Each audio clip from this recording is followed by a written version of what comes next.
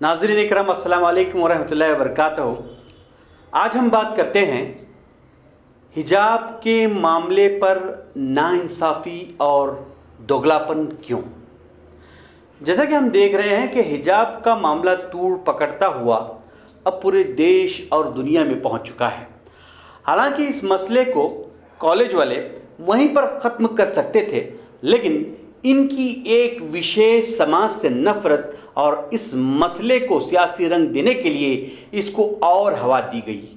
सब जानते हैं कि आर्टिकल 25 के तहत दस्तूर हिजाब की इजाज़त देता है, लेकिन अफसोस कि सिर्फ एक समाज जो दस्तूर के दायरे में रहते हुए अपनी ज़िंदगी गुजार रहा है, इसे सिर्फ गंदे सियासी फ़ायदे के लिए हरासा किया जा रहा है।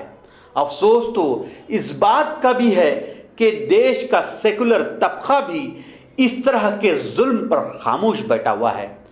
पिछले दिनों हमने कर्नाटक के होम मिनिस्टर को बयान देते हुए सुना कि शिक्षा संस्थानों में न कोई हिजाब पहन सकता है, न भगवा गमछा पहन सकता है। मिनिस्टर का यह बयान बिल्कुल गैर दस्तूरी है। हिजाब तो इस्लामी अहकामात में से है और इसलिए दस्तूर इसकी इजाज़त भी देता है, लेकिन भगवा गमछा पहनना कोई मजहबी हुक्म नहीं है, इसलिए दस्तूर इसकी इजाज़त नहीं देता। लेकिन फिर भी मुसलमान क्या किसी और को भी इस पर एतराज़ नहीं है कि कोई कुछ भी पहने। खैर, हिजाब की दस्तूर में तो इजाज़त दी गई है, पर एक गैर दस्तूरी अमल जो सालों से चला आ रहा है, जिस पर कभी भी किसी ने एतराज़ तक नहीं किया, सिर्फ और सिर्फ भाईचारे और दूसरे मजहब के एहतराम की वजह से। हालांकि देश का दस्तूर और कानून भी इस अमल की इजाज़त नहीं देता। देश का दस्तूर कहता है कि किसी भी धर्म के त्यौहार या ईद का सेलिब्रेशन किसी भी गवर्नमेंट ऑफिस में नहीं किया जा सकता, और यहाँ तक कि कोई भी तस्वीर किसी भी धर्म के ताल्लुक से लगाई नहीं जा सकती।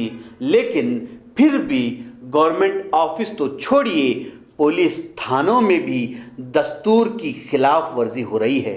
हर जगह तस्वीरें लगाई जा रही हैं, त्यौहार मनाए जा रहे हैं, जो कि गैर दस्तूरी और गैर कानूनी है, और जिसकी बुनियाद पर गवर्नमेंट ऑफिसर को सस्पेंड भी किया जा सकता है। लेकिन हर कोई एक दूसरे की इज्जत और मोहब्बत की खातिर सब कुछ चला आ रहा है, क्योंकि हमारे देश की तहजीब गंगा जमनी तहजीब है। यहाँ हर कोई एक दूसरे की खुशी में शामिल रहता है और एक दूसरे के त्यौहार मिलकर मनाए जाते हैं। लेकिन कुछ फ़िरका परस्त लोग सिर्फ़ और सिर्फ सियासी मुफाद के लिए इस तरह के गैर ज़रूरी मसलों को उठाकर देश के भाईचारे को बिगाड़ने का काम कर रहे हैं, जो कि देश के लिए बड़े ख़तरे की बात है।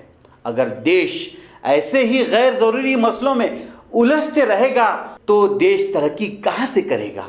अवाम को चाहिए कि ऐसे गैर ज़रूरी और सियासी मुफाद वाली बातों में न उलझे और अपने और देश की तरक्की पर ध्यान दे। ऐसा करेंगे तो खुद भी हर मज़हब के साथ अमन और चैन से रह सकते हैं, और ये देश भी तरक्की कर सकता है, और ये देश यकीनन एक दिन जो है विश्व गुरु बन सकता है। अगर ऐसा नहीं होता है तो यकीनन ये देश जो है बर्बादी की तरफ जाएगा। हमें आज सोचना है कि हमें किस तरह से रहना है। हमें इन फजूल बातों को बालाए ताक रखते हुए सिर्फ और सिर्फ मोहब्बत और भाईचारे के लिए एक दूसरे के साथ मिलकर देश के लिए भी तरक्की के लिए काम करना है, और अपने आने वाली जनरेशन के लिए जो है तरक्की के मौके फराहम करना है। बहुत बहुत शुक्रिया। जय हिंद।